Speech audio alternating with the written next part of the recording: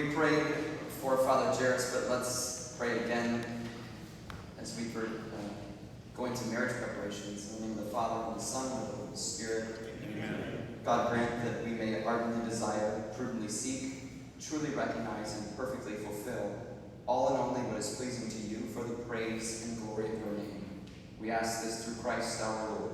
Amen. Our Lady, Queen of the Most Holy Rosary. Pray for us. Saint Alphonsus the Glory. Pray for us. In the name of the Father, and the Son, and the Holy Spirit. Amen. So, good afternoon. I usually, when I teach marriage preparation to the transitional deacons or seminarians, I've been to the Josephinum and I've been to St. Myron, I usually like to start with a little bit of a scenario. And so I offered the following scenario. It is Friday evening, it's 5 p.m., and you have a wedding rehearsal at 6 p.m. It's between a Catholic and a baptized non-Catholic. The couple arrives, and they were doing, as far as you knew, their marriage preparation outside of the diocese. 3 months ago, they had moved from Chicago, where they had been living, to Detroit. They bring you a certificate that they had completed a pre-Cana engaged couples retreat, but you have nothing else. No marriage file, no baptismal certificates, no nothing. What's the first thing that you do? Panic is not an option.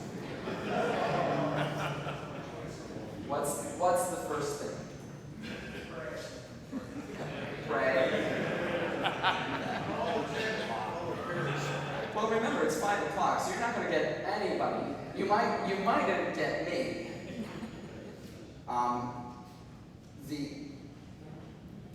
Let me go a little further. You decide to pull out an MA form, the first form for marriage preparation. The questions, get the basic facts down, and you find out that both of them were previously married. And there is no annulment for either, both of which would have required one. A Lutheran baptized, a Lutheran that was married to another baptized individual, married in a Lutheran church, and a Catholic that was married outside of the church. Remember, you're 18 hours from the wedding. What do you do? Cancel. The scenario isn't far off. It was given to us when I was in seminary, and it happened the first weekend that I was the chancellor of the Diocese of Toledo. And so we ended up, they decided not to get married in the church because we couldn't do it. We tried everything that we could. And in fact, I had even went and met with them, went to the church, met with them, and said, okay, we'll do everything except the exchange of vows. We will go forward, we'll have, liturgy of the word, we'll preach, we'll talk about marriage, we're going to have pictures. We'll work on this down the road, we'll get everything settled, and we'll exchange consent at another time. Of course, they didn't want to do that. They ended up finding a justice of the peace to marry them at the reception hall. Okay, and it cost us. I will tell you that I had to go get my checkbook and refund what they had paid for the church. And down the road, the one who was to prepare them ended up paying for other incidentals, invitations, things like that. The reason I bring that's a worst case scenario, but it does happen, and it shows how important marriage preparation is. That we don't just do it because we need to, but we do it because this affects people's lives. And so it's not a matter of a checklist, it's not a matter of merely teaching, but it is something that should enrich these people, get them started off and help them for the rest of their lives to make good use of the sacrament and the graces that they're about to receive. So, that's an introduction a little bit. I want to tell you where this marriage preparation program that you're going to hear from me today actually comes from. First of all, a couple of preface notes. I'm not going through the theology that it stands behind this preparation program. So, you heard a bunch last night. You heard from Father Walker this morning. There's no reason for me to go through the theology. You already have a good foundation in that. This program is meant to engage what you already know from your studies and your own personal study in order to engage that into marriage preparation. And you'll see it as we go about. So in other words, I'm going to talk about the praxis of marriage preparation, okay, not the theology. The things that I give you in this packet of materials is merely a resource for you. I want to make sure, I don't say this to the seminarians, but I'll say it to you, is that this is not the program of preparation for the Diocese of Toledo.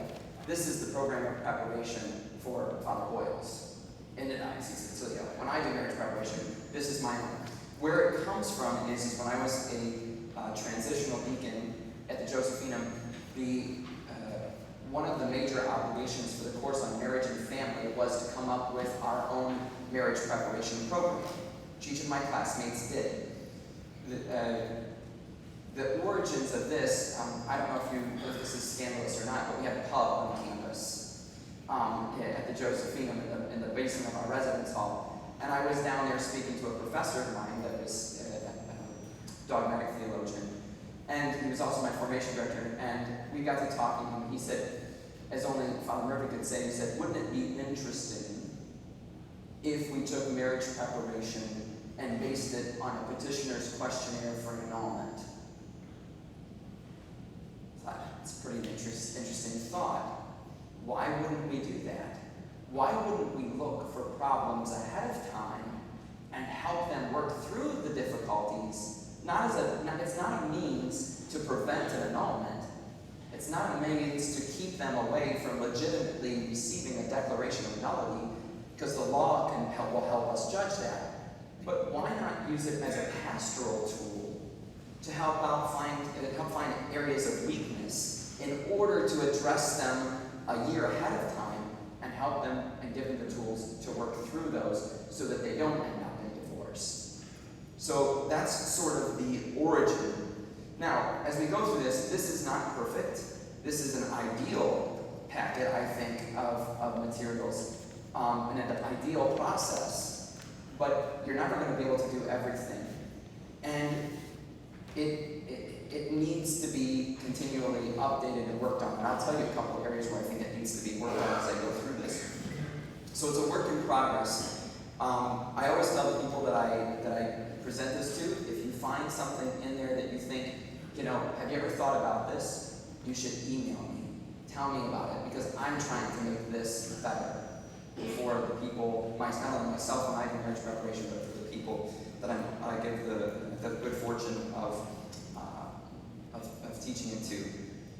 Also, there may be some errors in the text. I don't think there's any theological errors, but I think there may be some typographical errors or something, so please forgive those if you see them. A couple of points of just recommendation regarding marriage preparation for you before we jump right into it. There is anybody that's done marriage preparation, and particularly if you've done multiple couples at one time, there is too much to remember, okay? There is simply too much to remember. So write things down. Have a pad of paper there. You'll notice the materials there is space I provided in the packet to write things down. If you do that, then the program works even better, because you begin to tailor the preparation program for what the couple needs. This is meant to be more of a dialogue, this preparation program, than a teaching tool. Marriage preparation isn't to teach solely.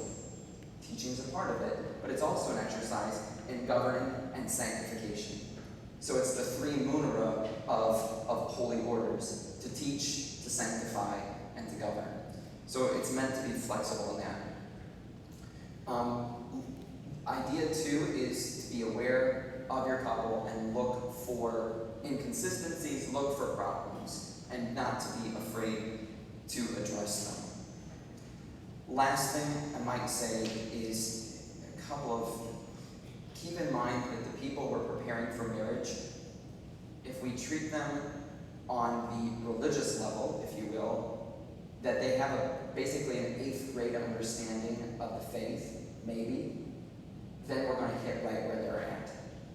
We can bring them along as we do marriage preparation, theologically and practically, but if we shoot for that 8th grader level, I think we're doing really, really good because we're hitting them where they're at. There are some things in the marriage preparation, if you open your thing, or maybe you already have it open, there are some things in there that I normally give to transitional deacons that I did not give to you, and I'll tell you the reason why. The first thing is, I would normally put in what I've come up with are guidelines for marriage in Saint whatever Catholic Church. It is very helpful if you have, and this is not in your packet, by the way. The reason is I don't want you to take something like this back and say to your pastor, okay, we need to implement this. This is idyllic. This is perhaps a bit intense. But what I try to do is formulate guidelines so that when a couple comes and says, I want to get married at St. Joseph Church, great. Or they call, I would typically send this out to them ahead of time and say, I want you to read this. I want you to go through it. I want you to read it. For example, I'll tell you what it has in there. It has a letter from the pastor, and I was the associate. And my pastor at St. Joseph's Maumee, when I arrived there, allowed me to do this. And this was our policy. And we went through it, so it was a congratulatory letter at the beginning. And then it went through, talked a little about marriage as a sacrament, how to make arrangements for the marriage, talked a little bit of canon law, what it means to be free to get married. It talks about the marriage preparation course, what they would be going through, what that would be obliging them. That we needed baptismal certificates, what would happen if they were previously married, what if they were a non-registered parishioner. It talked about the probate court and the requirement of getting a license in the state of Ohio, because you can't get married without a license. It told our scheduling policy when we would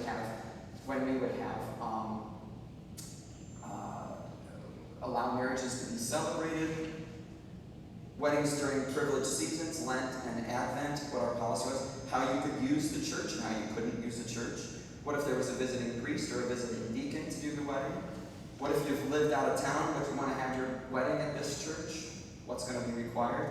How we go about planning the wedding, who can be a lector, who can be an extraordinary minister of Holy Communion, who can be the altar servers, the offertory and gift bearers, Scripture and the prayers, the music and the musicians, the policy on that, which is a whole page long. Designing your wedding preparation aid, the aid, here's the things that you ought to consider including in it. Bridesmaids and groomsmen, how many you could have for each. Dresses and tuxedos, what was required there regarding modesty. Florists and church decorations, that we would permit a unity candle. We don't do the sand, we don't do the water, but we'll do a unity candle at the time. If you wanted to have a devotion to the Blessed Virgin Mary, photographers and videographers, what we could do with regard to receiving lines, promoting the sacrament of reconciliation before the marriage, and what the fee of the church was. And then we also included a section on what if you're marrying a non-Catholic or a non-baptized? What does that mean? What does this, what happens if you were previously married? It tells a little bit about that. What if you are civilly married, but you just want to have the church recognize your marriage? Those types of things. And a little quote from the Second Vatican Council in there as well. Good policies means when they come to see you for the first time, they will know what's expected of them. There's not a few times that I sent this out, and they either didn't show up for the meeting or they called and said, no thank you. good policies just make everything a lot easier. I'll give you a little example here. The pastor said to this wasn't my experience, I'm telling from someplace else. The pastor said to them that we're having a wedding during Advent, and they said, well, we really want to have a Wonderland wedding. We're going to have Christmas trees, and we're going to have, things like this, and do all that. And the pastor said, no, this is Advent, not Christmas. You won't have any of that.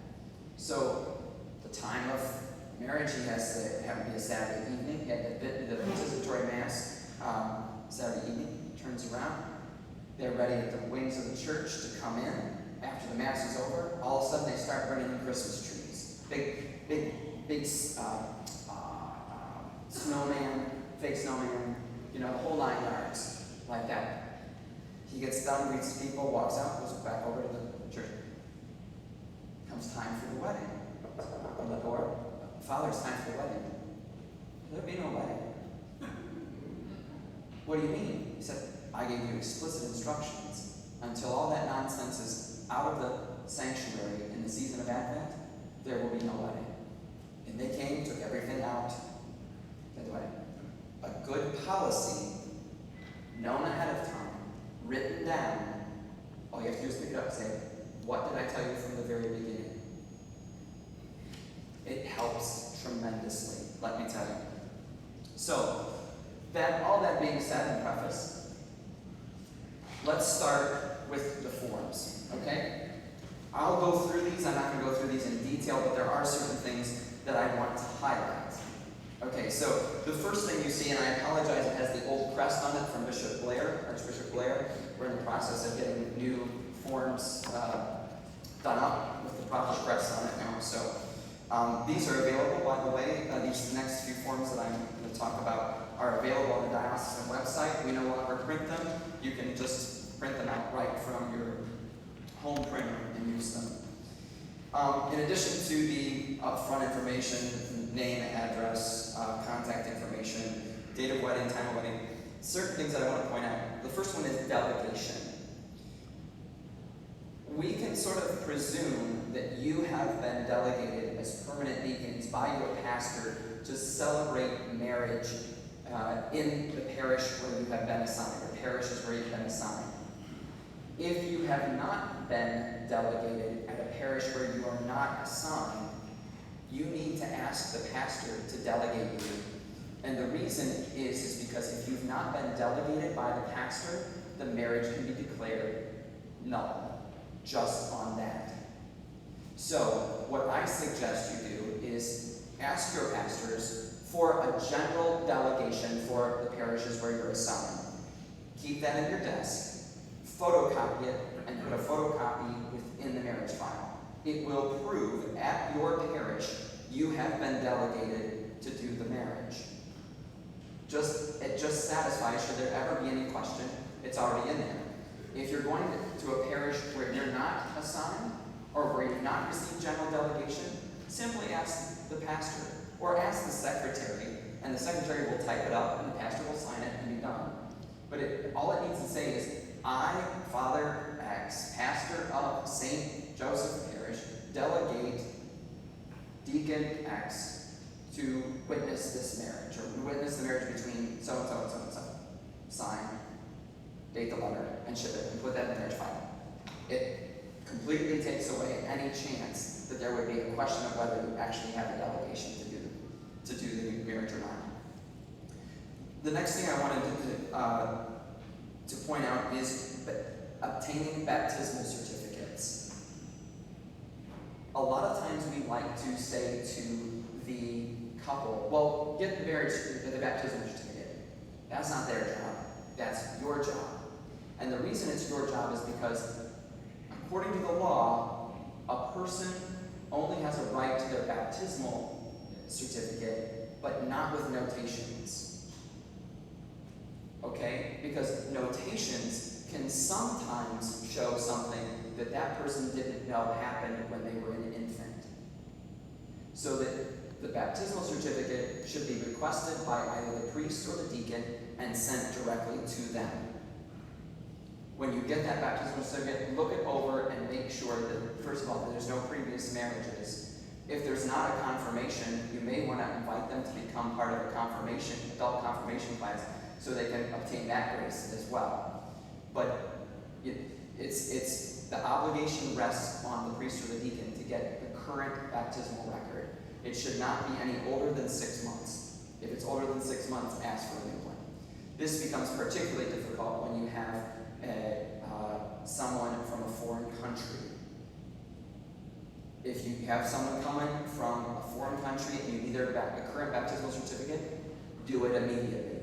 If you need help, call me. We will always help you, and we will communicate via chancery to get it done, and that's very easy. And we can do it overnight. I will send a letter overnight to make sure it gets there. Hal, you have a question? Yeah. I requested baptismal certificate from another state or with notations, but I got it without notations. What's the Call them. or not? Call them back and say that we must have notations. Yep. It's vital because how else would you know if they were married?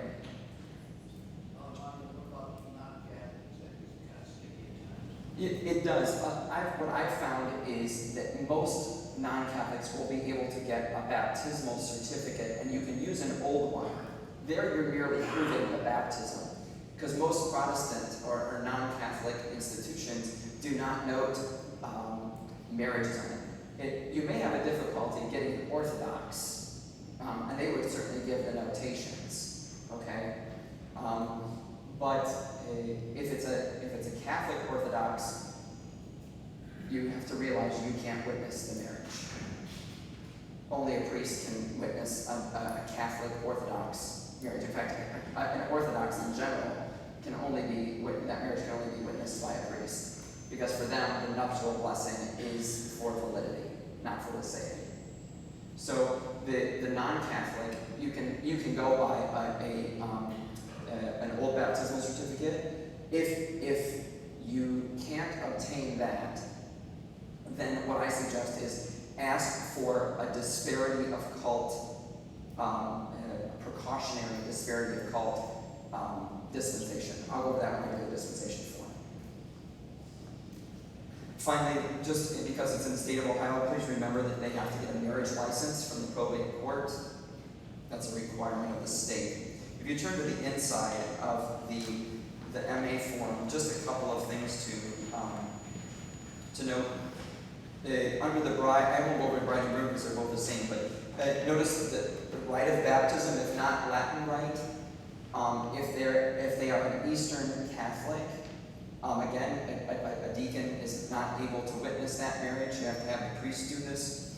I always say look at names. If you see somebody that has a Greek last name, an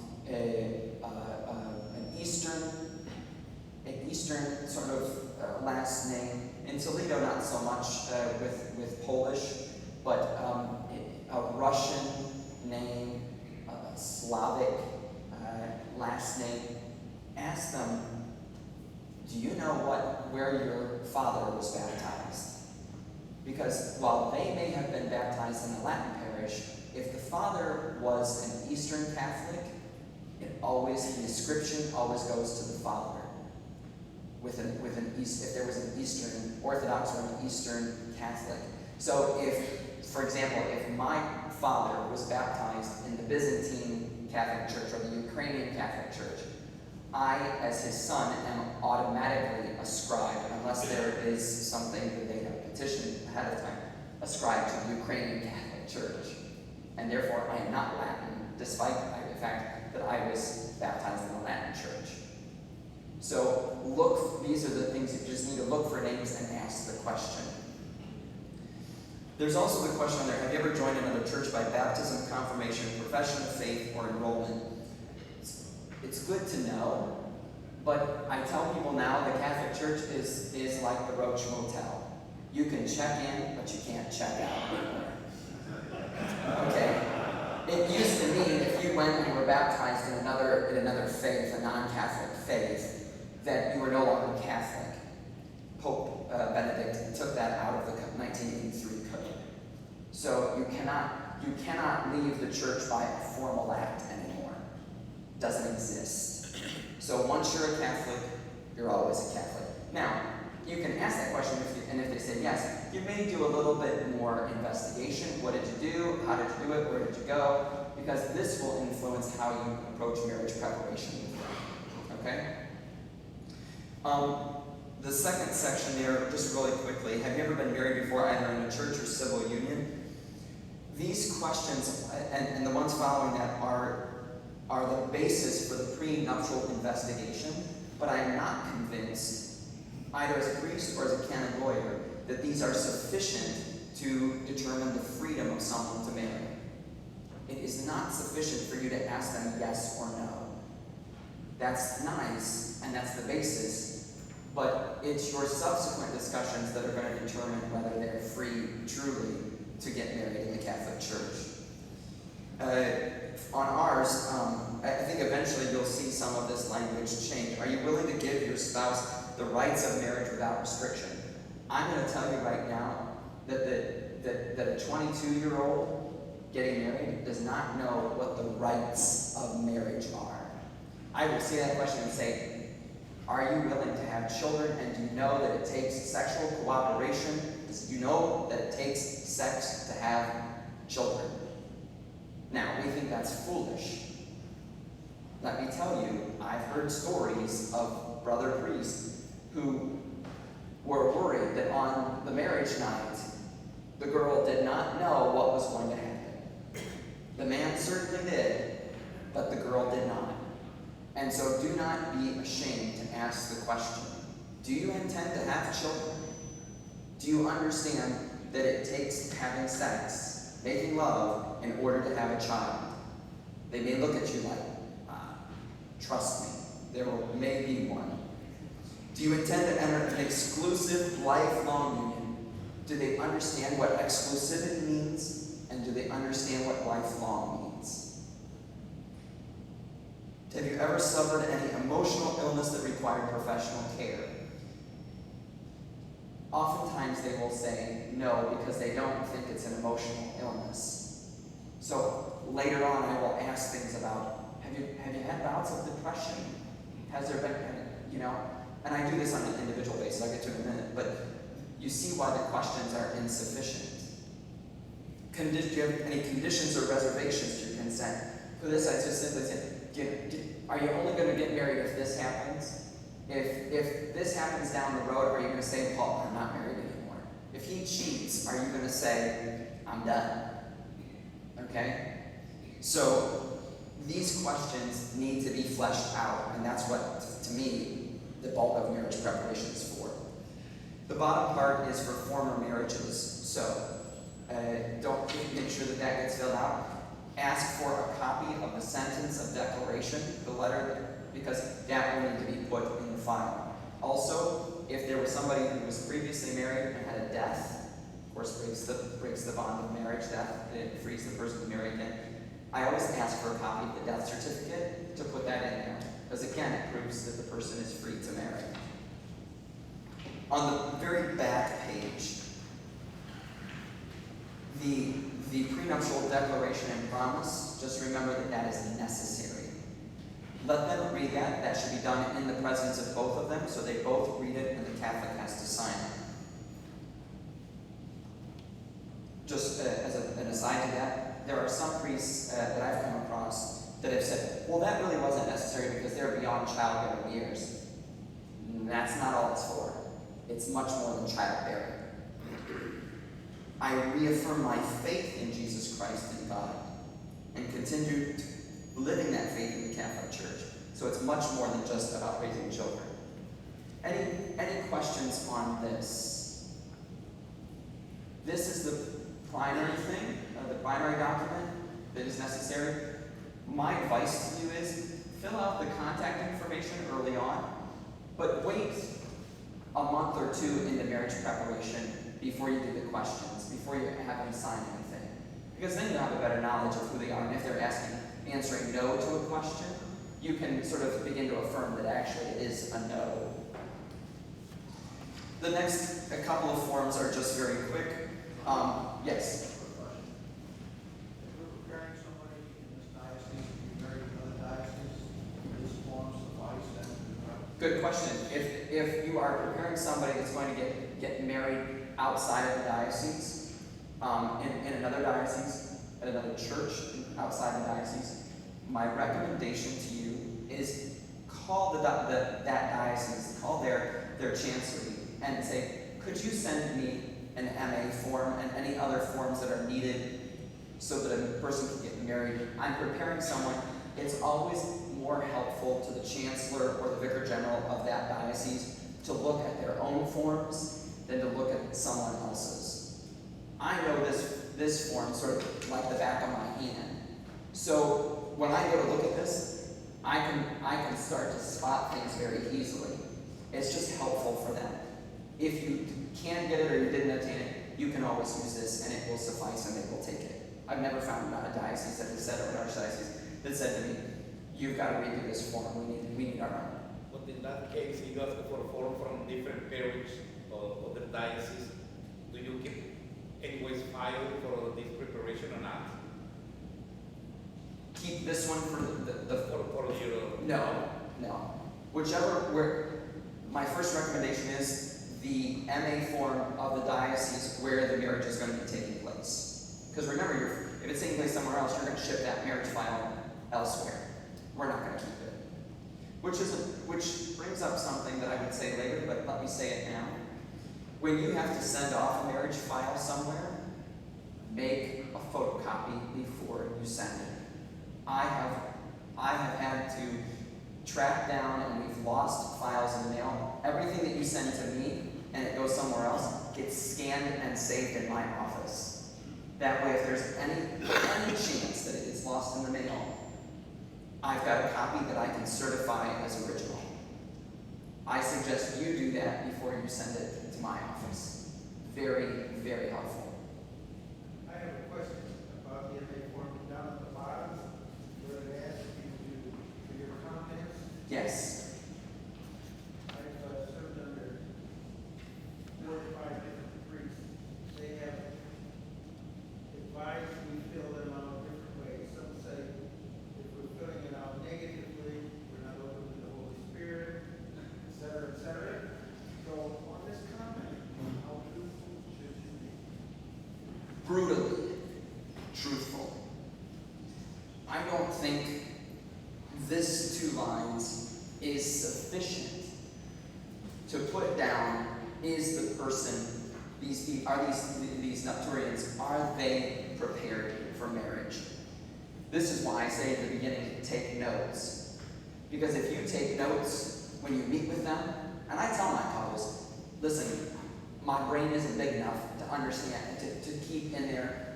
St. Joe's Mommy, and I'm Deacon Joe Valentine's in the back and attest, and Steve Delata is back there. At some points, I had 12 to 15 couples. I ended up taking the file. When they came in to meet me, I had a digital camera and took a picture of them, cut out the picture and pasted it on the marriage file. Because when I pulled the marriage file out, at least I knew who they were. If you have 3 couples sitting in the 2 priests and you've got 2 couples sitting in the waiting room and you don't remember who's yours, the priest doesn't care for me, why the deacon doesn't care for me, why the heck would I care about this? But if their picture's on the front of that file and I look at it, I can remember. And facial recognition, I can remember things about them. I want to go back to this.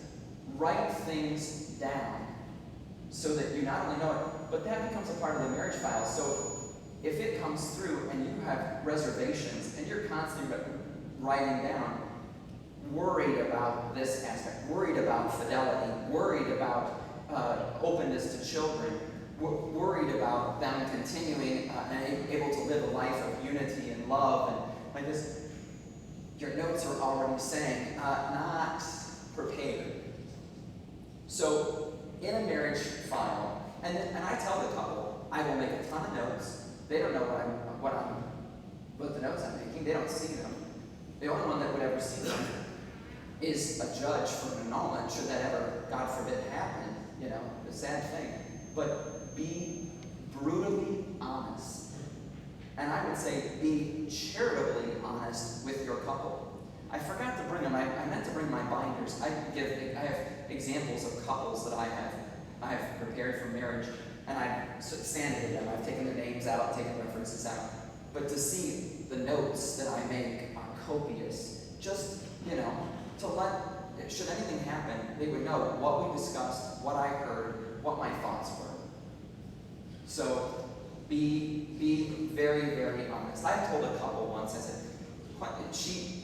she was sort of a spendthrift, he was a saver, and they were living together, and I said, well, let me ask this, do you have a joint checking account?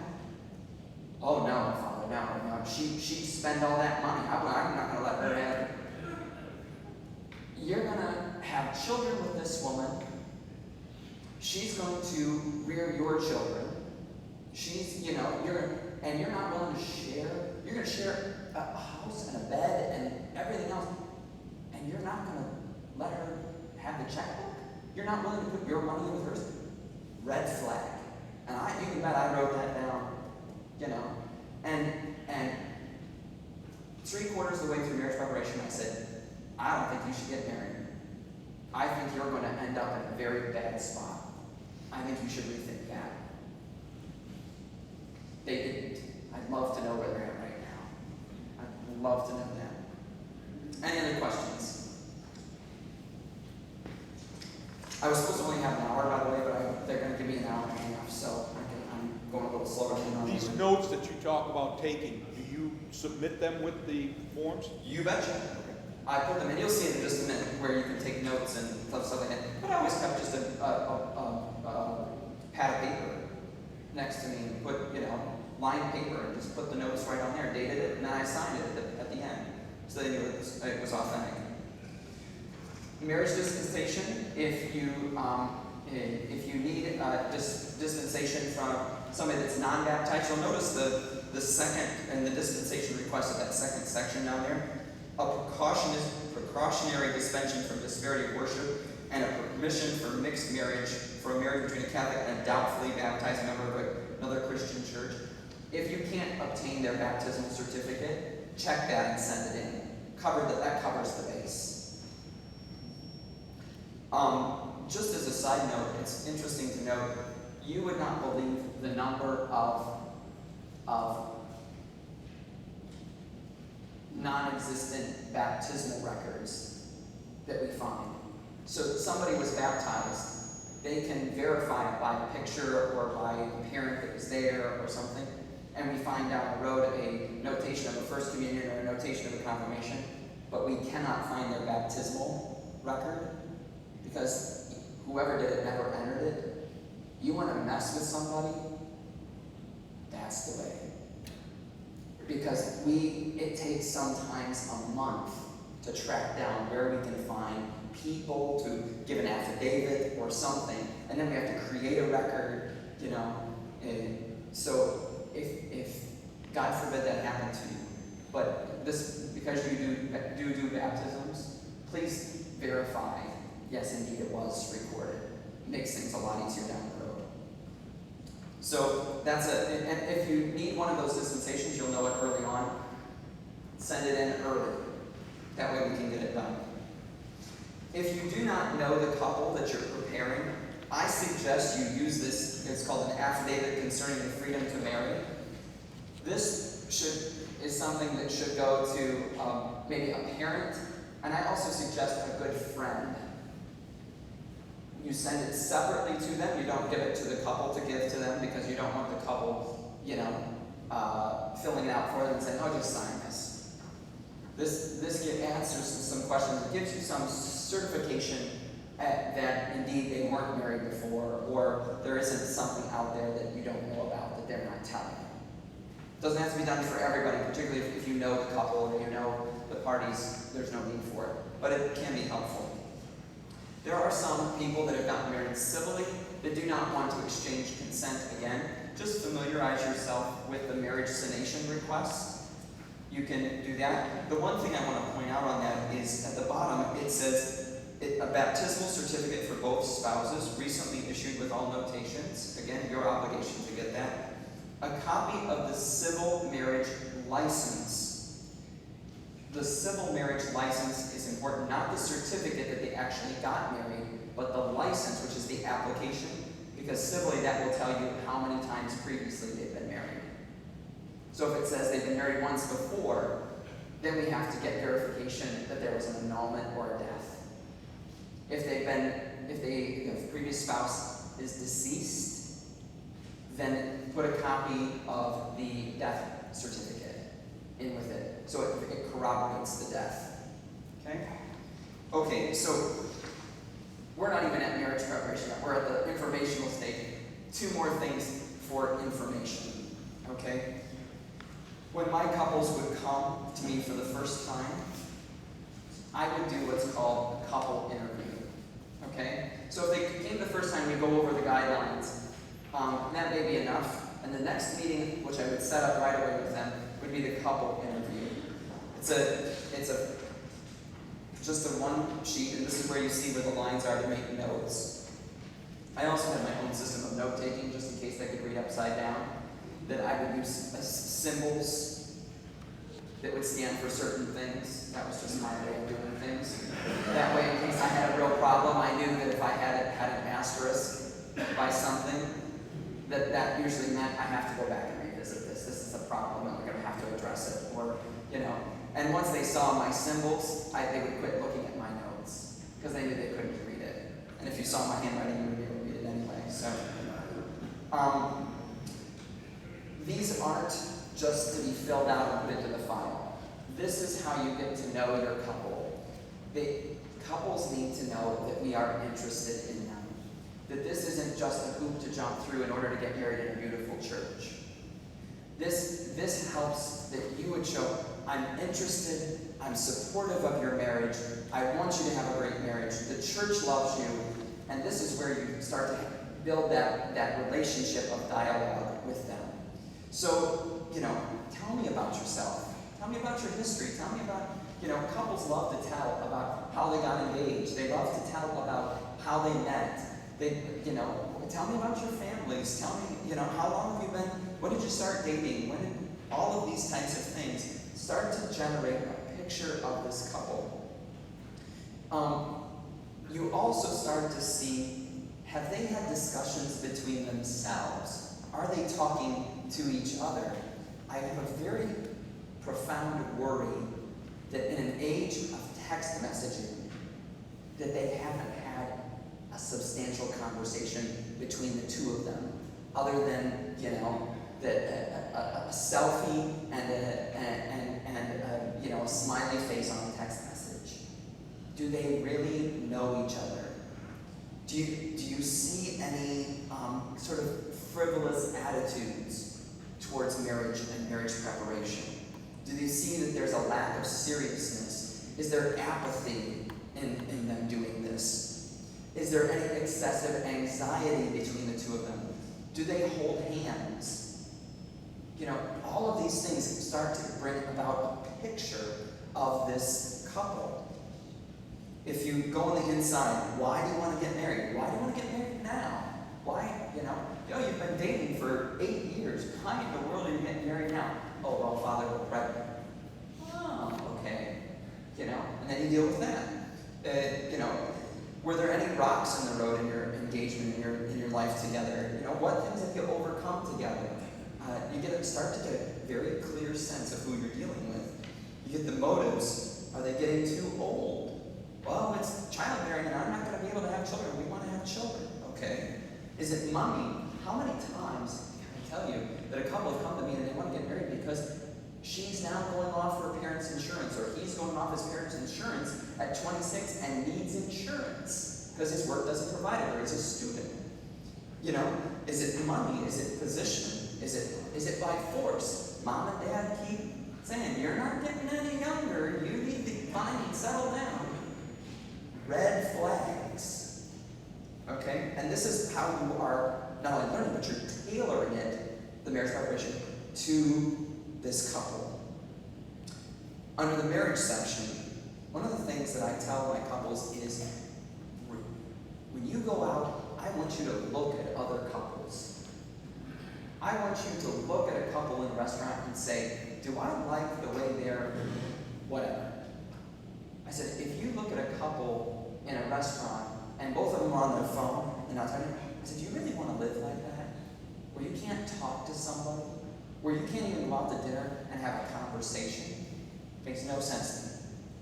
What if they're walking into the store and the man opens the door and lets it go behind and shuts it in her face? Do you really want to be treated like that? I said, when you see these things, it gives you an opportunity to start having a conversation. And I always do this for the woman. I said, you should think, don't you ever do that to me. Don't you ever let the door slam in my face. I said, because he will start to realize the things that matter to you, and you will begin to realize the things that matter to him. This is how you form a life together. This is how you get to notice it. I tell them to be critical of their parents. What's your parents' marriage like? Look at it critically, not uncharitably, but critically. Do you really want to end up like your parents? Do you really want to end up like your grandparents? Whose marriage do you want to emulate? I bet 95% of us can answer that question of every couple. Whose marriage do you want to emulate? Who do they say? Grandparent. The grandparents' marriage. They don't want to end up like their parents. And their children will say, grandma and grandpa. It just is natural.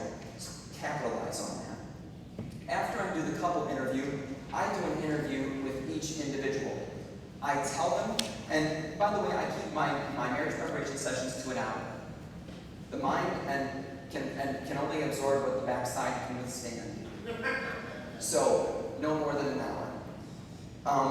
The individual interview, I dive a little more deeply into the individual, and it provides a lot of information. The first part, family of origin. The nut doesn't fall far from the tree. So, ask them about their family. What are the good things? What are the not so good things? And start to look for what are areas of potential conflict. What I would do is take this individual interview, the other individual interview, and the couple, the notes I make, and see if it all jives. If it isn't, red flag. There's some place that needs to be identified and gone into. Do you see any patterns develop in them in their formative years? Anything going on there? Any extremes? Is it a demanding man? Is it a radical feminist? Is there excessive vanity? How are they dressed? How do they present themselves? Look at the clothing. Look at their hygiene. Make notes on this. This gives you an insight into the person. And then what I do is I compare this individual interview with the other one and what they think about their spouse. That's the next page. Tell me about your spouse. I tell them, think critically about your spouse, but think charitably. This may be the first time that they've ever sat down and been asked deep questions about their spouse. Don't shrink away from the difficult questions. Has sex been a part of the relationship already? Has contraception been a part of the relationship already? I tell them, I'm not asking because I'm a dirty priest and I want to know intimacies. No. I'm always going to present the perspective of the church. I'm not here to judge you, but I am here to help you to have the best marriage you can. And we will discuss these things. We'll discuss them anyway.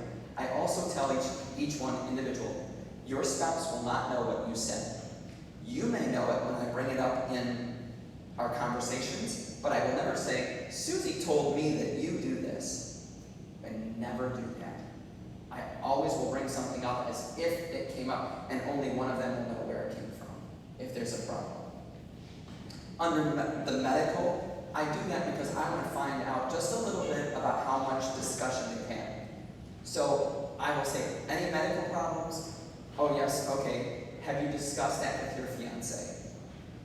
Because if there's a history of breast cancer in the family, I'll use my own family as an example. My sister-in-law, her mother has had breast cancer. She has had breast cancer. Her youngest sister has breast cancer. There were only girls in the family. And there's one sister left.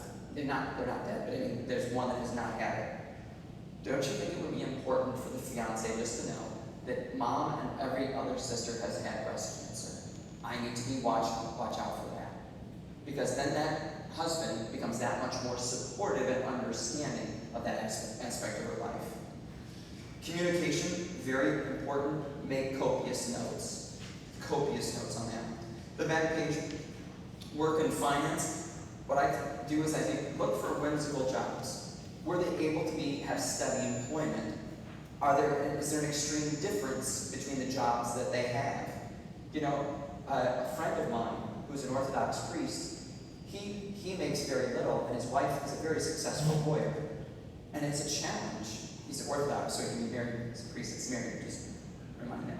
Don't you get scandalized there. But I mean, there is a disparity in earning. And they have to work on that, and they have to come to a comfortability of that. Same way in any other marriage. If one's the breadwinner and one is not, they have to be okay with that. And oftentimes, it's not unusual that the female makes more money than the male. I've had many of those, and I have to make sure that he's understanding okay with that, because that could be a point of contention. I look in there and look for a throwaway mentality. Are they focused too much on material goods? Is there any hint that they can't follow through on things? And then finally in religion, under the religion section, I look for quantity and quality of religious education. What is their discipline? Do they go to Mass? Do they not go to Mass? I'll give you an example of a couple I had. They came, one of my first questions, I'm like, do you go to Mass? I've not seen you before. Oh, well, it's been a while. I said, okay, I know you're not going to jump from going hardly at all to, going every week. So I said, between now and the next meeting, I want you to go to Mass at least once. And I hope it's at my Mass, and if you're at my Mass, I want you to come up and say hello to me afterward. Okay. We go along. We're 6 days, I started preparation then, probably 11 months, 12 months, I bet it was at least that. And beforehand, about 6 months down the road, I said, you haven't been to Mass, have you? I know. And I said, let me just ask when the last time is you went to Mass. For the girl, it had been over 6 months. And for the man, it had been well over, I think it was almost 18 months. And I said, you're going to have a Mass, your wedding within the celebration of the Mass. I said, no offense here, but everybody in that church is going to call you a hypocrite. I said, they're going to look and say, well, you never go to Mass. Why are they having a Mass? This makes no sense. And I said, and I won't, trust me, I went to the pastor before I ever did this. He knew fully aware. I said, okay, here's the deal. I'm not forbidding you to get married. You have a right to get married. But I said, there will be no Mass. We'll have a celebration, we'll have everything you want, exchange of consent, hymns, whatever you want, but there will be no Mass. The girl burst into tears. The man just stood there and went, wow. He couldn't believe it. Of course, the next morning, I went into the office, and my office happened to be at the back of the rectory, and I could see the girl and her mother coming. And see what's coming here. And sure enough, the door, I suppose you know where. Yeah, come on in. Sat down, and the mother started, and I said, well, let me stop you right here. I said, I don't have their permission to talk with you about anything.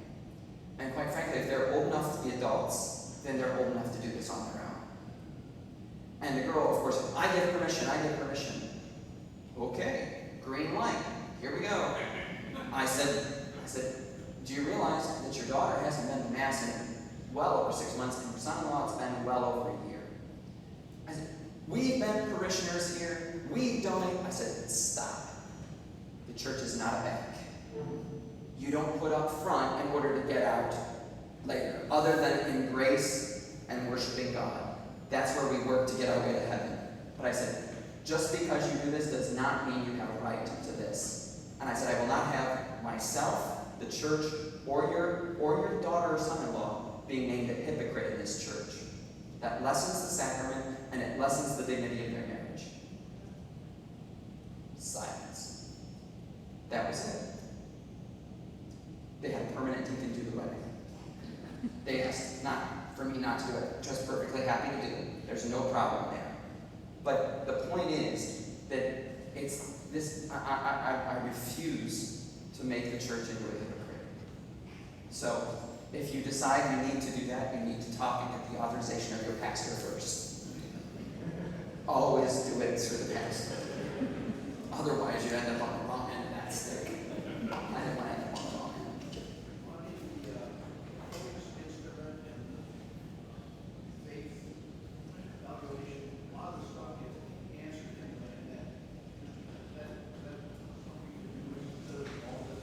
You're anticipating. Give me just a second, we'll get there. So the next thing is the actual booklet that you see is the actual marriage preparation booklet. Okay? Again, this is my own. This is not, there's no imprimatur on it from a bishop, there's no nothing. God willing, I'll have this published within the next couple of years. I'm working on it. Remember that people who are well disposed, prepared, and ask at an appropriate time have a right to the sacraments. So if the couple is well disposed to get married, if they are properly prepared, and they ask at an appropriate time, they have a right to receive the sacrament. The program itself, again, is meant to be flexible. It is idyllic. I never did the whole program myself. I picked elements out depending on the couple, what they needed. At the beginning, it seems an awful lot like the teaching office of the church. You're teaching them. But the first few pages, and I'll go into this in a second, are designed to be integrated into the discussions of marriage preparation. Again, it doesn't presume a level of education. I try to shoot for 8th grade. You try to meet them. All of this gives you a sense of where they're at, and you try to meet them where they're at and bring them along. Remember, too, as a principal, you need to be charitable and respectful to them. Try not to talk down, try not to be judgmental. Sometimes it's very difficult. Most of all, show that even if you have to fake this, show that you're happy that they're there. We should be ecstatic that a young man and a young woman are coming to us to get married. Because these are the people that are going to be in the pews and listening to your homilies and asking you to baptize your children and to become, this is the way the church becomes a part of their lives, or more deeply ingrained into their lives. One last thing, before I jump into the actual preparation program, is that something that's now missing from this program. I will change this soon, hopefully. I need to do some research on it. We are now into a situation where, by law, civil law, two people of the same gender can have a civil union that is recognized by the state. Okay? The reason I mention that here is not because we're doing them, okay? But we are now getting to the point where the people that are coming to us, although they are a man and a woman wanting to get married, they believe that two women or two men can have a union that is like a marriage. So we have to be able to integrate into this the reason why the union of a man and woman is unique and is intended by God. So that will become a part of this. The theology element of that will be integrated into that, but I have not yet done that. You do well to prepare yourself for answers along those lines for couples. I thought you were going to say that they may have been involved in civil homosexual union, now changed and married from the church. Now, that's an excellent question. I've not thought a lot along those lines. The question was, you may have somebody come who says, I have been in a homosexual union, and now I want to get married to someone of the opposite sex. What I would do is, if you're either not comfortable or not prepared for something like that, I would suggest involving the pastor or involving someone. Certainly more preparation is going to have to be done, because if this is the case, the question looms is, what's the reason behind this marriage? Is there something other? Was there conversion, which we have to say that's a clear possibility, but that's going to take an enormous amount, and it's really a separately designed program of preparation. Here too, I think it would be necessary to sit down. First of all, does the fiance know about it? You know, and then if they don't, there's a whole problem. If they do, to sit down one-on-one and say, okay, we really have to talk about this. Because if that tendency is deep-seated, if they can't stay away from practicing that, there's no way they could be married. It would be an impediment. So this is why it's appropriate to ask these questions and to say, prophesy, and say, I'm not asking because I want to know particularly anything, but because I want you to have the best marriage. And this will help me to help prepare you for the best marriage you can have. Would that even require an annulment? It's a good question. You've noticed that I've not used the word marriage, and I refuse to do so because it's not a marriage. I don't care what you call it. The civil law can call it whatever it wants, but it's not a marriage. From my perspective, the answer is no. There's no annulment because there was no marriage. Now, could it take a declaration of some sort to say, here's the facts, this happened, you know, and in a sense decree the facts of the case, perhaps. But there was a classmate at CUA who was writing a thesis on this topic, but he never finished the degree. I had been waiting to see because his whole thesis was merely what do we use as terminology. He was setting the stage for somebody down the road. What even terminology do we use on this canonically? So I don't have an answer on that. What about transgender partner? Yeah, that's whatever you're born as, you're born as, and that's it. So the parts may change, but the DNA doesn't. So no, and this is why, in fact, this has been on my to-do list, at least my thinking list. I keep an electronic thinking list of things that I have to spend time on. And so when I'm in the shower, that's what I do. I set the reason as and think about this. But one of the things that I'm really toying with, and I mentioned it to the bishop already, is that if I were a pastor right now, I think when I do a baptism, I would be putting an M or an F at the corner of the baptismal to note this child was baptized male. Okay? Simply because what if somebody is baptized as Terry Smith? Hard to tell whether that child was a male or a female by their baptismal record. And unless you have them, you know, somebody issuing a certificate. So I'm not saying that should be on the certificate necessarily. It actually is, because it does say son or daughter. But I think I would note in the baptismal record, for the record, the child is male. So, but that's not a mandate. Don't take that as the chancellor didn't say you should do that. I'm here not as a chancellor so much as I am a priest having experience. So let's move to the inside of the marriage preparation program. The first section there, reminders to the individual conducting marriage preparation. That's you, okay? There's some information at the beginning, but then it says that it's underlined the teaching function. What I did was, part of marriage preparation is catechesis, to help them move to know more about their faith. There is a list of 9 different areas and topics that I would try, not intentionally, but just to remind myself, I may need to talk about the Trinity a little bit.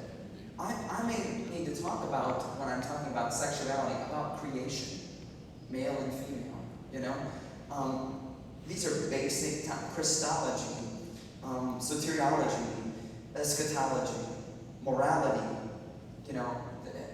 Those types of things that you already know. You already have a foundation for it, and you can integrate that into your conversations. This is merely a reminder on those topics. We tend to forget it.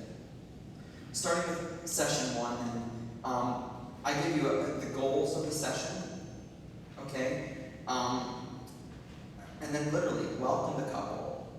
Show some excitement.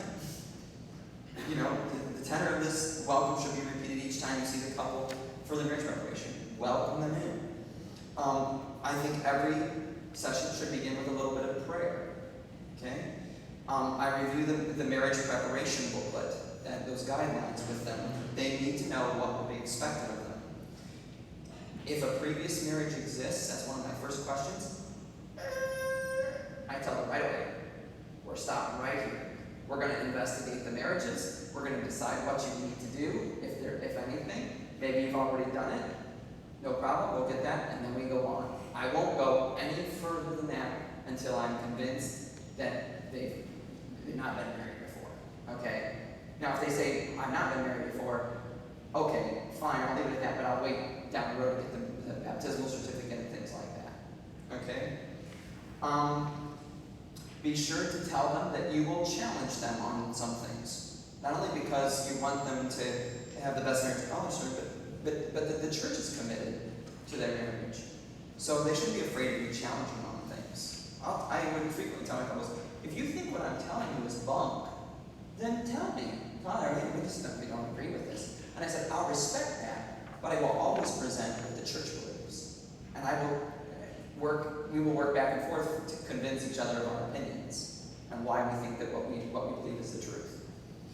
I do the marriage prep couple investigation, that couple interview. Sometimes I do it separately.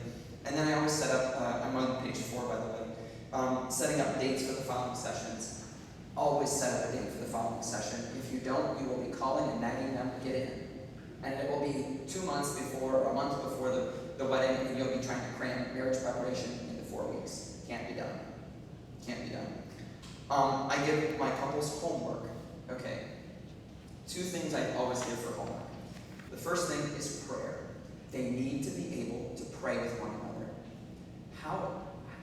If a couple cannot hear the other person willing their good, the marriage just is not going to be there. I said, you're going to find this to be the weirdest thing. So I said, when you go home to your separate homes at night, and that's how I say it, when you go to your separate homes at night, before you leave, I want you to hold hands, and for 5 seconds, I want you to bow your heads, and I want you to pray quietly for each other. Good night, kiss, and you're done. Okay? For 5 seconds, you're saying a prayer for your future spouse. I said, we'll work on that, and I want you to get you to the point where you're holding hands, and you're going to say, God, I really want Jim to have a good day tomorrow. Because I know he's going to have a rough time because this boss has been on his back. Amen.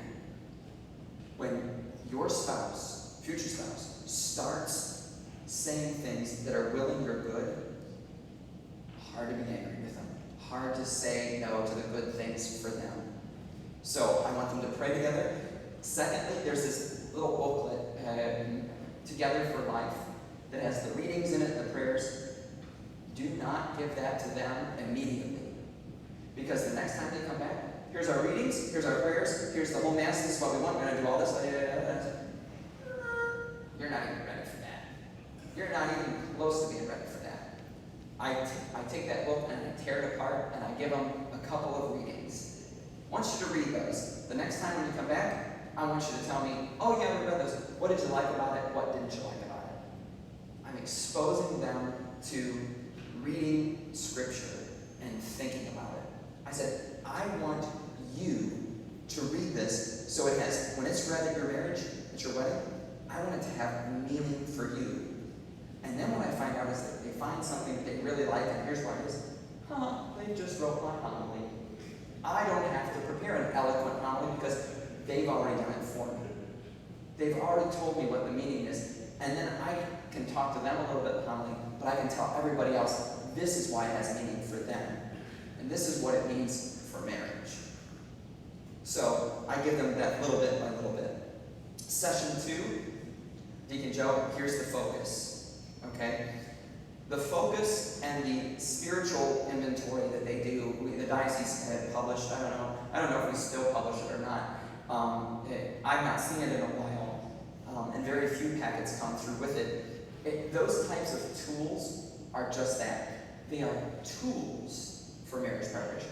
They are not marriage preparation itself. They give you an indication of the things that this couple has talked about, what they've done, things like that. Okay? So use those and make use of them. If it works for you, great. If it doesn't, don't. Now that being said, I don't know if the focus is a required instrument for the Diocese of Toledo or not. Shame on me. It's been a couple years since I've done marriage preparation, so I use it because I find it helpful. It narrows things down for me of what I need to spend time on. And as you know, if you've done the focus, some things in there are certainly more important than other things. Session 3, I do the individual interviews. Go through that. I look for impediments. Are they able to freely consent? Those types of things. I've already gone over that. Make the appropriate notes. If there's a previous marriage that has been annulled, I suggest that you have an honest and upfront conversation with the individual, not with the other spouse, they don't need to know this, but say, why do you think that marriage didn't work? Now, if they say, well, she was a so-and-so, and she did this, and she did this, and she did this, red flag, because it takes two. So this gives more insight into the individual, and it helps focus your preparation program. Tailors it to what this person needs. Again, this is where I would do the mixed marriage or disparity of cult dispensation if it's needed. Session 4, I always begin with prayer, but then I also ask, how's it going? And whenever I say to them, how's it going? I get this whole litany of things about the hall and about flowers and about the dress and all the preparations. And I said, that's great, I'm glad it's going well, or that's, like that. I also will talk, I always find out what they like to watch on TV, and so if there's a connection there, I'll say, hey, did you watch? I had a couple that had Grey's Anatomy. I wasn't a particular fan, but I made myself watch it occasionally, because then I said, hey, did you see Grey's Anatomy the other night? I said, did you see so-and-so? Like that. It was a point of contact, sort of commonality. But I also, now, how's it going in preparation for the marriage? Are you talking about things? Are you talking about what happens if Julie gets in a car accident and she doesn't have use of her legs anymore? Have you thought about that? What happens if you find out a week before your wedding that one of you has cancer? How are you gonna? What happens if you lose your job? What happens if there's a family crisis? What are we gonna do? These are the substantive conversations that they have to have in order to have a good marriage. I mean, how many here of you would say you could have a good marriage if you didn't talk to your spouse on a deeper level? How is your spiritual life? How do you see God? How do you engage that when you go to work? Do you? I feel like I need something more, Those are the types of questions you need to have. So I review the homework with them. I review the focus, and I make notes on the focus, right on the sheet. Sometimes they just were tired and they made a wrong answer, filled in the wrong oval. Fine. Again, it's a tool. I try to keep a checklist of marriage topics that I've covered with them and ones that I haven't, just to integrate it in the conversation. I usually end the thing with, if you pick out the blue book, the Book of Blessings, there's a blessing for couples. I'll say, okay, our closing, sometimes I'll make them pray.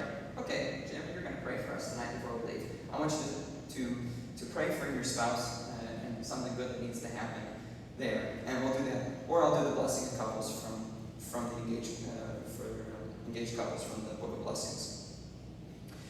Session 5, Engaged Encounter, Pre-Cana Retreat, Engaged Couples Day. Monica Martinez was supposed to be here to talk about that a little bit. I know Deacon Joe Malintot's going to talk about that. He's more familiar since he was on that team that does that. If you have mentor couples, things like that, just with a note of mentor couples, take the initiative, take them out to dinner, not collectively but individually, couple, and ask them and say, what do you do for them?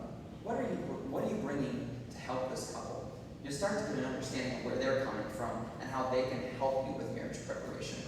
I've also had couples that have hindered marriage preparation, had to do damage control, so it's always good to know about that.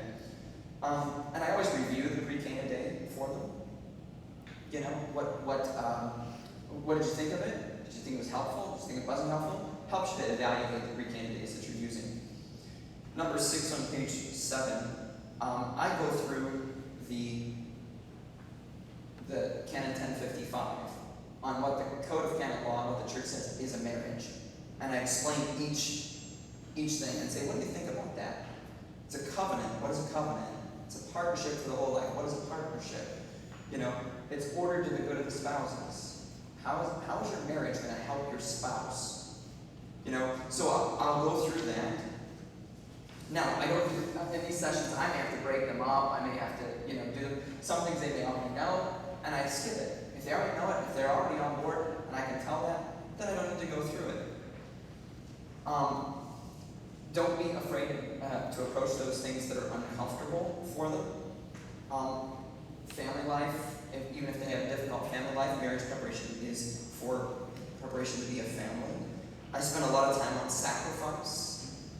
What does it mean to sacrifice in your marriage?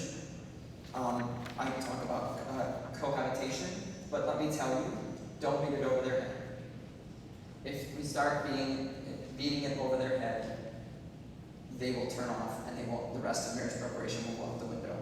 So I usually say don't emphasize statistics, but the one statistic that I will use is that the state of our unions, I don't know if you've ever seen it, it's an annual publication on marriage. One of the recent ones said that 80% of cohabiting couples end up in divorce. And what I do to my couples is say, let's not apply that to marriage. Let's say if you were going to invest your money and they said, well, there's an 80% chance that you're going to lose money. That you're going to put in $100,000 and you're going to get $50,000 back. If you had the odds of 80%, I said 4-1, 5-1,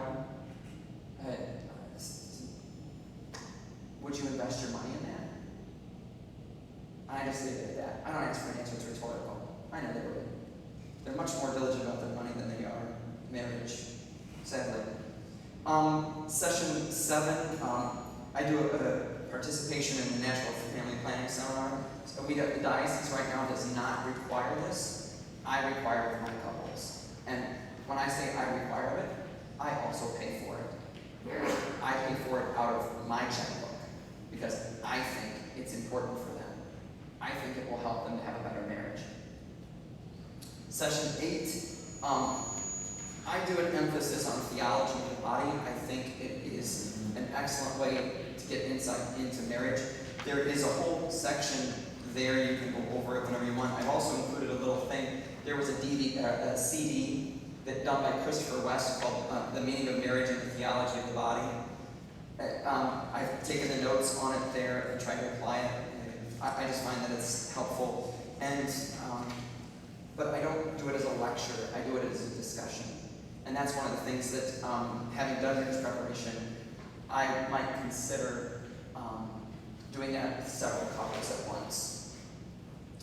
Just notice in session 9 on page 12, I do a dinner session. I take all my couples out for dinner. I want to see how they interact in public. Are they as backwards as all get out, or are they socially adept? I always order a drink, and I'm always the first one to order a drink because I want them the freedom to order a drink because I want to see how fast they drink. I want to see if it's like that, or if it's at the end of the meal there's a half a glass left. I've never had any problems. It's always been. I always tell them, we'll go wherever you want. I won't take you to Rockwell's, and I won't take you to McDonald's. Somewhere in between. You know?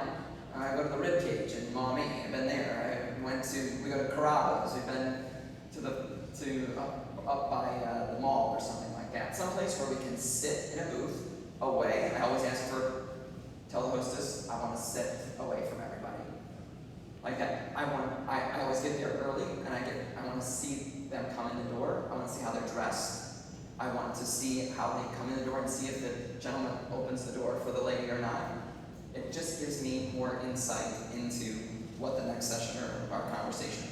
I come home and make notes on that, by the way. What I think. Okay? Session 10, I'm finally now to the point where I'm ready to plan the wedding. They've gone through the whole booklet, they've gone through the prayers and everything. Now we're going to get to do that. And then I take them over to the church and I do a walkthrough. There are certain things that are options, legitimate options for them to decide on. This is where they decide. Okay? I do this and I tell them, listen, there is going to be somebody at your rehearsal who's going to say, oh, wouldn't it be great if you did this and that? And I say, that's when I become the heavy. Thank you very much, appreciate that. You can have a seat here because they've already decided that. When you have a wedding, you can do that. And then I go on. And it gets the pressure entirely off them and it allows them to have the wedding that they want, not that somebody else wants. So we go through all of that. Session 9 is the actual wedding rehearsal, and I tell them to take a lot of notes on the wedding rehearsal because I want to see the night before they're married, I want to see how they act around other people and with themselves. If the girl and her fiance are away from each other the whole time, and with their cliques and like this, and if there's drinking going on, or if there's, if they're not taking it seriously or something, there's a problem. The night before they're to be married, they won't stand by each other. They won't hold hands. They won't kiss each other. They won't. It doesn't make any sense to me. So I want to see, and this is particularly important because should the marriage ever be impugned and questioned, and an annulment come up, the question is always about the moment of consent. What were they like at the moment of consent? You can't get any closer than this other than the wedding itself. So I make notes on that. I also encourage the sacrament of penance, and I make it available to them and their wedding party. When I get at the beginning, a little welcome and all that, I'll say. Now, some of you may be Catholic, and if you're Catholic, then maybe you're thinking, I haven't been in that box back there in a while. I said, guess what? Lucky day. Lucky day. I'm going to go back there, and you can come, and I will guarantee you will get the easiest penance in your life and the most understanding priest you will ever meet. This is your one opportunity. I'm in such a good mood that it's freebie day, and allow them to come back. And I tell the couple, I said, this is a new chapter. Wouldn't it be nice to start with a clean slate? All the stuff that you've done, all the baggage that you have, wouldn't it be nice to just unload that and go into this marriage knowing that that's all taken care of in God's eyes, and you're now ready to start something new? I try my best. If only I could get a couple of couples to do it and then talk about it publicly. Oh, it was great. I got a Hail Mary, and I'd have more people coming before marriage. Okay, so session 12, I put it as session 12, but it's really the celebration of the marriage. I made notes on this, and here's why. So I have a couple, the same couple that I said, probably shouldn't get married, okay? I'm in the sacristy, it's at St. Joe's, and the guys from St. Joe's will probably remember me telling this. I was at St. Joe's, and I'm in the sacristy getting ready, and the groom walks in. I'd never seen him before like this. He walks in with a mohawk. And I looked at him and I said, what? And he said, I told her if she complained, he didn't use that word, she complained one more time, I was showing up with a mohawk.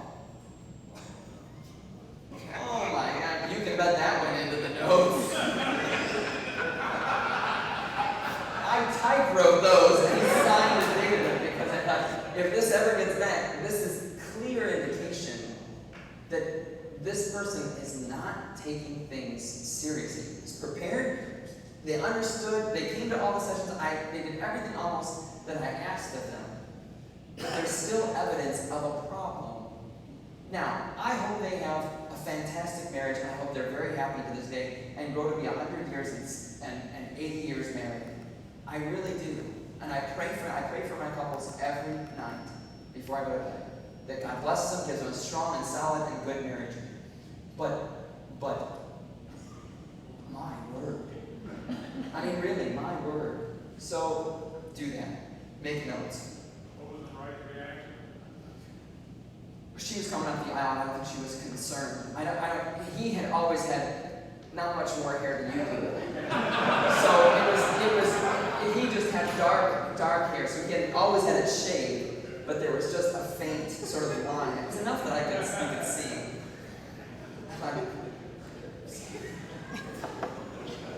No.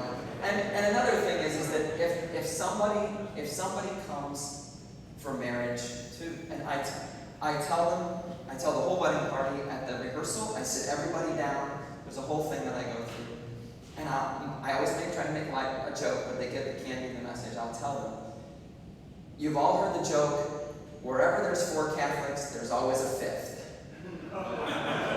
Except at a wedding. They laugh, and I say, if any of you show up, and any of you have alcohol in your breath, you will not be in this wedding party. I'm dead serious about it. This is the most serious you're going to see of me tonight, but I'm dead serious about it. I said, the bride and the groom have already heard this from me, that if they show up with any alcohol in their breath, and believe me, I check. I'm not afraid to pick up your water bottle and pour it. I'll check it. I know where people hide things. Do you think I'm afraid to walk into the bride's room before she's married? I walk right down. I don't know when they're indecent, but I walk knock on the door. I pretend to go down and say, I just want to make sure you're ready. How are you doing? Like that. And I check around to see what's going on. Like this. Are you sure you're having water? You know? Okay.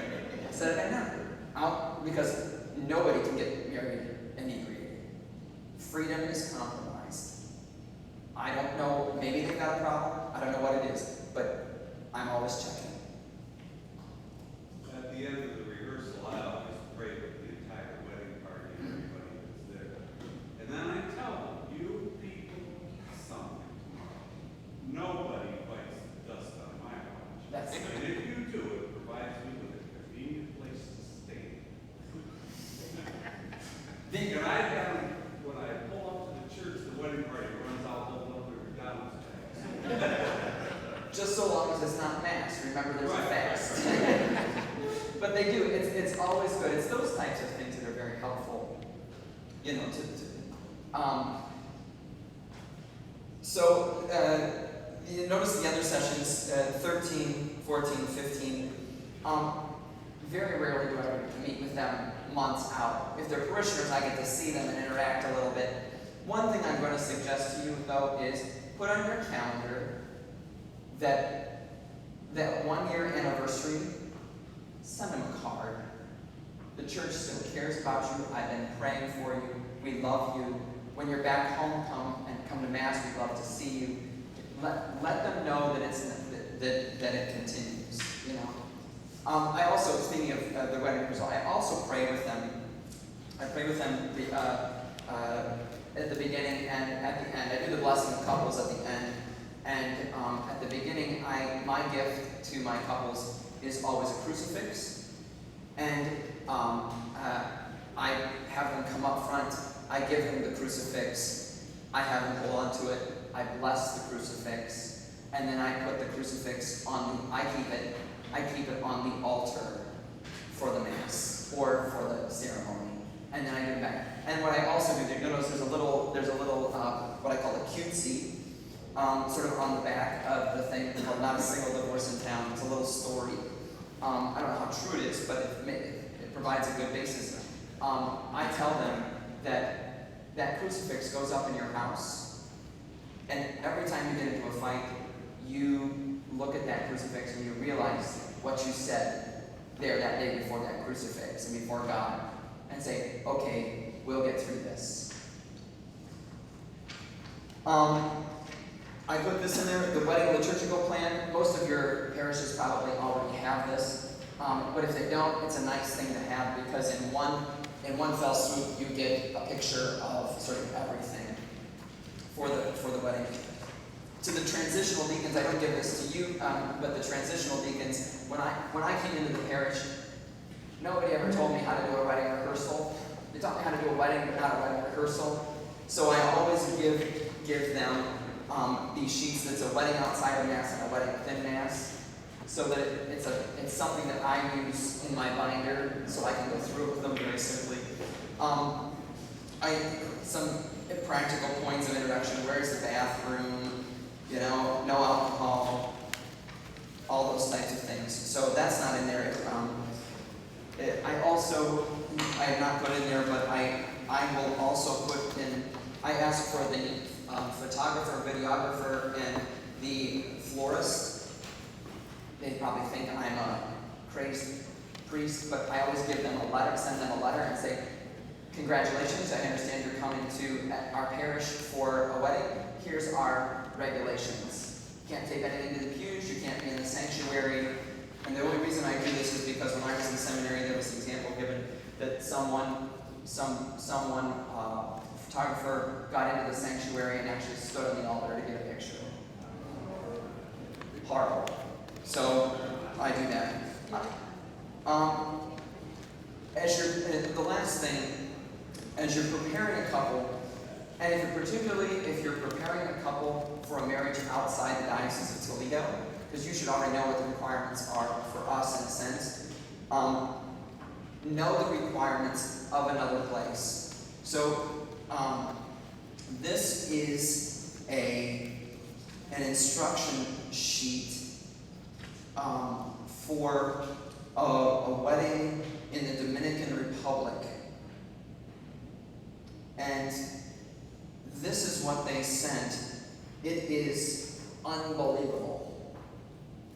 It's practical, but they have to get in touch with their own parish priest. All of the documents have to be sent 2 months before the wedding date.